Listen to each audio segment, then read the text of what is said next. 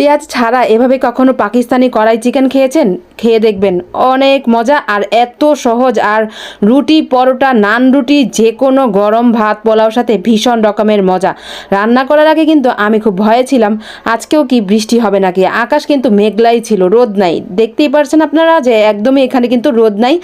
আর আমি একটু এরকমই কি বলবো, আর একটু ভয়ে ভয়েই রান্নার কাজ শুরু করে দিয়েছিলাম। এখনও কিন্তু আকাশটা মেঘলা, আর এর আগে কিন্তু রান্নার আগে কিন্তু একটু একটু বৃষ্টি শুরু হয়েছিল।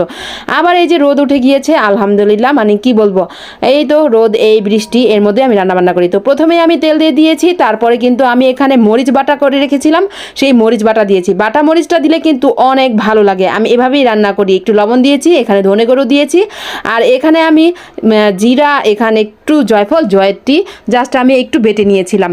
এই বাটা মশলাগুলো দিলে কিন্তু অনেক স্বাদ লাগবে, অনেক ভালো লাগবে। আর এভাবে রান্না করলে কিন্তু পেঁয়াজ একদমই লাগবে না। তারপর আদা রসুন বাটা দিয়ে দিয়েছি, তারপর আমি হলুদের গুঁড়ো দিয়েছি, এখানে আর কোনো মরিচের গুঁড়ো দিব না। একটু পানি দিয়ে দিয়েছি, যেহেতু মাটির চুলা, নাহলে মশলাগুলো জ্বলে যাওয়ার সম্ভাবনা আছে। তারপরে আমি এখানে একটু গরম মশলা দিয়েছি, রাঁধুনি।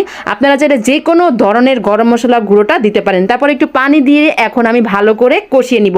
এখনও কিন্তু কিছু একটা দেওয়া বাকি আছে, অবশ্যই সবাই পুরো ভিডিওটি দেখবেন, তাহলেই বুঝতে পারবেন। আপনাদের কাছে একটি অনুরোধ, আমার এই চ্যানেলটি ভালো লাগলে অবশ্যই সবাই আমার চ্যানেলটি একটি ফলো দিয়ে আসবেন, অবশ্যই লাইক দিয়ে তারপর কমেন্ট করবেন কেমন হয়েছে আমার আজকের রেসিপিটি। তারপরে আমার মা এই তো টমেটো কেচাপ করে রেখেছিল, এটা ডিপ ফ্রিজ রেখে দিয়েছিলাম, তাই একটু বরফ বরফ রয়েছে, কিন্তু ছুটে যাবে, সমস্যা নাই। এটা আমি দিয়ে দিয়েছি। এটা দিলে কিন্তু আর কোনো পেঁয়াজ লাগবে না। তারপর আমি ভালো করে এই মশলাগুলো একদম ভালো করে অনেকক্ষণ কষিয়ে নিয়েছি। এটা যতটা কষানো হবে ততটাই কিন্তু ভালো লাগবে। আর এই পাকিস্তানি কড়াইটা কিন্তু আপনার চিকেন কড়াইটা একবার হলেও ট্রাই করবেন, অনেক মজা, অনেক মজা, মানে কি বলবো। আর এই তো এখন আমি মুরগির মাংসগুলো দিয়ে দিয়েছি, অনেকক্ষণ নেড়ে চেড়ে দিয়েছি। একদমই কিন্তু আমি পানি দিব না, এখন কোনোই পানি দিব না। আর কোনো পানি ছাড়াই কিন্তু এটা আমি রান্না করব, কোনো পেঁয়াজ ছাড়াও আমি কিন্তু রান্নাই করব। আর খুবই মানে ইজি, একদমই ইজি। জাস্ট বাটা মশলাগুলো ইউজ করবেন আর টমেটো কেচাপটা দিবেন। আর আমি যেভাবে রান্না করেছি সেভাবে একবার হলেও ট্রাই করবেন।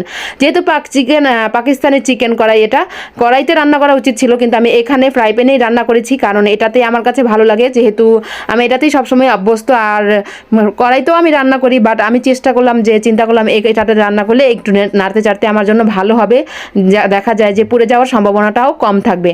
তারপর একদম ভাজা ভাজা করে আমি এটা উঠিয়ে ফেলবো, আর কিছুই দিব না। লবণটা জাস্ট একটু মাঝখানে চেক করেছিলাম, একদম ভাজা ভাজা করে ফেলেছি, ঝোলটা একদম শুকিয়ে ফেলেছি। আর এই তো দেখেন কি সুন্দর, যখন এটা একটু ঠান্ডা হয়েছে তখন আরও সুন্দর একটা কালার এসেছে এবং ঝোলটা আরও শুকিয়ে গিয়েছে। এবং রুটি, পরোটা যে কোনো কিছু দিয়ে খেতে মানে এটা এত মজা লাগবে, এত মজা। পেঁয়াজ ছাড়াও যে এত সুন্দর একটা রেসিপি হয়, আপনারা যদি ট্রাই না করেন তাহলে বুঝবেনই না। তারপর আমি পরোটা বানিয়েছিলাম, গরম গরম পরোটা, মানে খুবই মজা লাগছিল। তো সবাই ভালো থাকবেন, সুস্থ থাকবেন। আর আমার আজকের রেসিপিটি কেমন হয়েছে অবশ্যই সবাই কমেন্ট করে জানাবেন। আর একবার হলেও সবাই ট্রাই করবেন এই পাকিস্তানি কড়াই চিকেনটা। সবাই ভালো থাকবেন, সুস্থ থাকবেন। আল্লাহ হাফেজ।